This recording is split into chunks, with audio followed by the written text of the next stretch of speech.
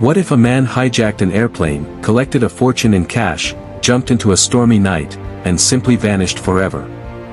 For more than 50 years, investigators chased thousands of leads, questioned hundreds of suspects, and spent countless hours trying to solve one impossible mystery. Yet despite one of the largest investigations in FBI history, no one could prove who he really was, or what happened after he disappeared. This is not a movie. This is not a legend. This is the true story of D.B. Cooper, the man behind one of the greatest unsolved mysteries in American history. Let's begin.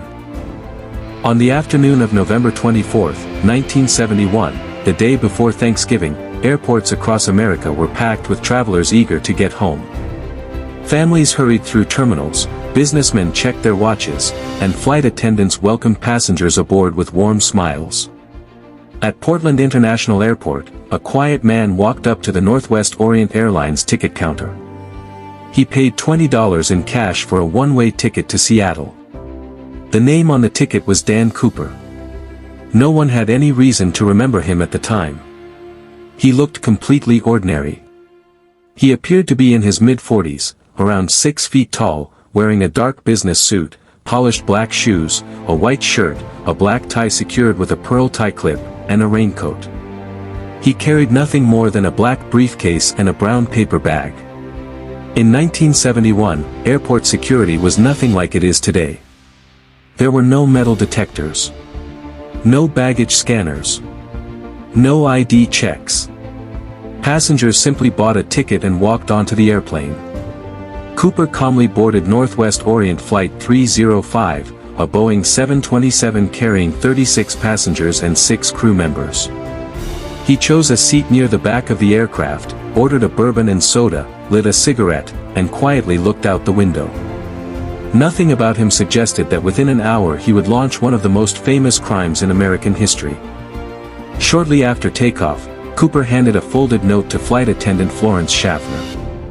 At first, she barely looked at it. She assumed it was another businessman trying to flirt. She slipped the note into her purse without reading it. Cooper leaned toward her and spoke softly. "You'd better look at that note. I have a bomb." Her heart immediately began racing. She unfolded the paper. The message was short and terrifying. It claimed he had a bomb inside his briefcase. When she sat beside him, Cooper quietly opened the briefcase just enough for her to glimpse several red cylinders connected by wires, and a battery. Whether it was a real bomb or not has never been confirmed. But in that moment, she had every reason to believe it was. Then Cooper calmly explained exactly what he wanted. He demanded $200,000 in cash, 4 parachutes, and a fuel truck waiting in Seattle. If his demands were met, everyone would live. If they weren't. He refused to finish the sentence. The cockpit was informed immediately. The pilots contacted air traffic control. Within minutes, the FBI, local police, airline executives, and federal officials were all pulled into an emergency meeting. No one wanted to risk calling his bluff. As Flight 305 circled above Seattle to buy time, authorities rushed to gather the ransom. Bank employees collected thousands of $20 bills. Before handing over the money, every single bill was carefully photographed so investigators could identify it later. Meanwhile, 4 parachutes were delivered exactly as requested. Nobody knew why Cooper wanted 4 instead of 1. Some investigators believed he wanted authorities to think he might force a hostage to jump with him, making it too dangerous to sabotage the parachutes. Whatever his reason, it worked. The FBI agreed to every demand. As darkness fell over Seattle, Flight 305 finally landed. Passengers looked out the windows, confused by the unusual delay. Most had no idea they were sitting inside a hijacked airplane. One by one, the ransom money was loaded aboard. The parachutes followed. After receiving everything he asked for, Cooper did something almost unbelievable. He released every passenger without harming a single person. Not one shot was fired. Not one hostage was injured. The only people remaining on board were the flight crew and Cooper himself. Then he gave a new order. The plane was to take off again. Destination: Mexico City. But before the aircraft disappeared into the rainy night, Cooper gave the pilots very specific instructions. That puzzled investigators for decades. And those instructions would soon lead to one of the greatest unsolved mysteries in FBI history. At 7:40 p.m., Northwest Orient Flight 305 lifted off from Seattle for the second time. But this was no ordinary flight. The passengers were gone. The ransom money was now sitting inside the cabin. Somewhere near the back of the aircraft, the mysterious hijacker known as Dan Cooper was calmly preparing for something no one could fully understand. Following his instructions, the Boeing 727 flew south toward Mexico, staying at only 10,000 feet, with its landing gear partially lowered and its speed kept unusually slow. It was a strange combination of settings. The pilots questioned whether it was even safe. Cooper didn't argue. He simply insisted. Unknown to him, 2 military fighter jets and another aircraft were secretly following Flight 305 through the darkness. The FBI hoped they might see where he went. But the weather had other plans. Heavy rain. Strong winds. Near total darkness. Visibility was almost zero. Around 8 p.m., Cooper instructed the flight attendants to move to the cockpit and close the door behind them. From that moment on, he was completely alone. The crew could no longer see him. They could only hear occasional movements coming from the rear of the aircraft. Then, at approximately 8:13 p.m., the pilots noticed something unusual. The airplane suddenly lurched upward. A warning light illuminated on the instrument panel. It indicated that the rear stairway, the unique aft staircase built into the Boeing 727, had been lowered during flight. No one said a word. The pilots kept flying exactly as instructed. They had no idea whether Cooper was still on board, or whether he had just done the impossible. When the aircraft landed safely in Reno, Nevada, armed FBI agents surrounded the plane within seconds. They rushed inside, expecting to confront an armed hijacker. Instead, the cabin was empty. The only things left behind were a black clip-on tie, a pearl tie clip, a few cigarette butts, and 2 unused parachutes. The ransom money was gone. So was Dan Cooper. Without a trace. The FBI immediately launched one of the largest investigations in its history. The operation was given a name that would become legendary. NORJAC, short for Northwest Hijacking. Hundreds of agents spread across forests, rivers, mountains, and farmland in Washington state. Helicopters searched from above. Boats combed nearby rivers. Search teams walked mile after mile through rough terrain. Nothing. Not a body. Not a parachute. Not a backpack. Not even a single confirmed footprint. It was as if the hijacker had vanished into thin air. Investigators interviewed hundreds of witnesses and followed thousands of tips. Over the years, more than 800 people were considered possible suspects. Some confessed just for attention. Others seemed convincing but were eventually ruled out. Every promising lead eventually reached the same dead end. There was one question no one could answer. Did Cooper survive the jump? Some experts believed it was almost impossible. He jumped at night. Into freezing rain. Over heavily forested terrain. With strong winds. Wearing only a business suit and loafers. If he landed badly, he likely would never have survived. But others disagreed.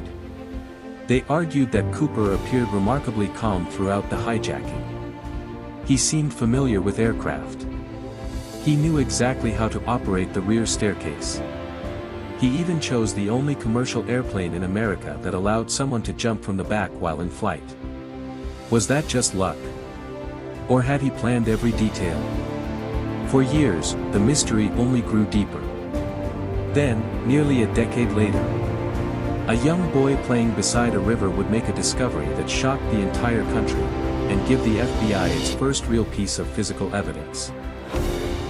It was February 1980, nearly 9 years after the hijacking.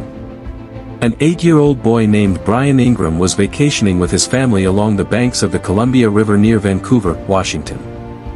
As he dug into the sandy shoreline, he noticed several bundles of old, decaying $20 bills buried beneath the sand. At first, they looked like worthless scraps of paper. But they weren't.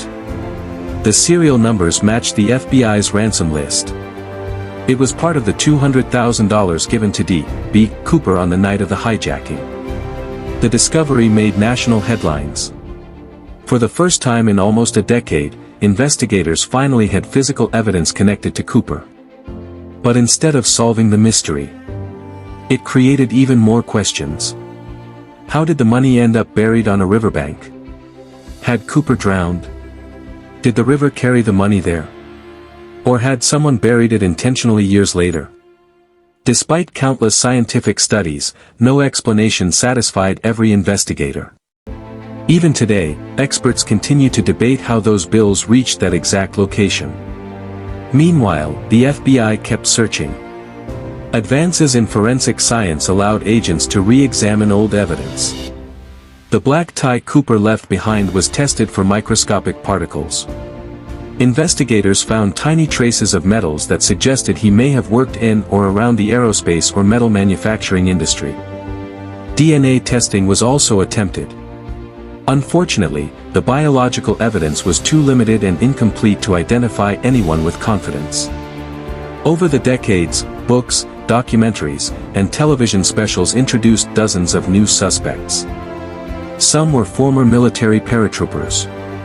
Others were experienced skydivers. A few even claimed to be Cooper themselves. Yet every theory had one problem. None could be proven.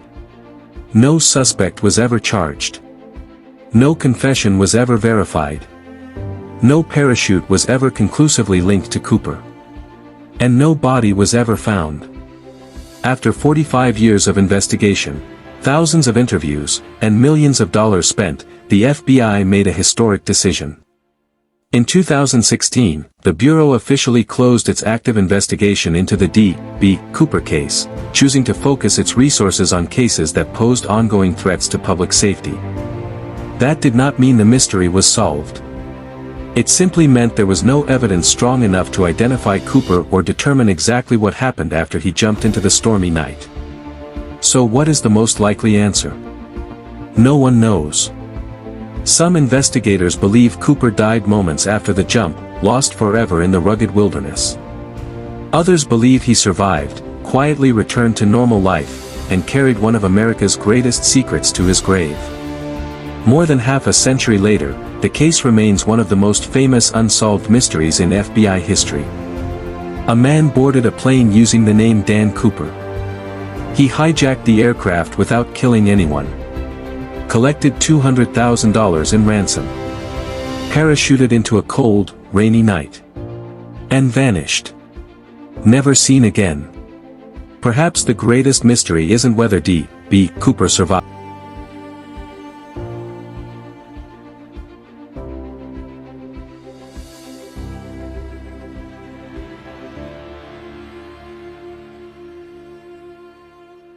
More than half a century has passed, yet the mystery of D.B. Cooper continues to fascinate investigators, historians, and millions of people around the world. Was he a fearless mastermind who escaped with the money? Or did he lose his life the moment he jumped into the darkness? No one knows. And perhaps that unanswered question is exactly why this case has never been forgotten. If you enjoyed this true story, don't forget to like the video, subscribe to the channel, and turn on notifications for more real mysteries, unsolved crimes, and unbelievable stories from history. Until next time, stay curious.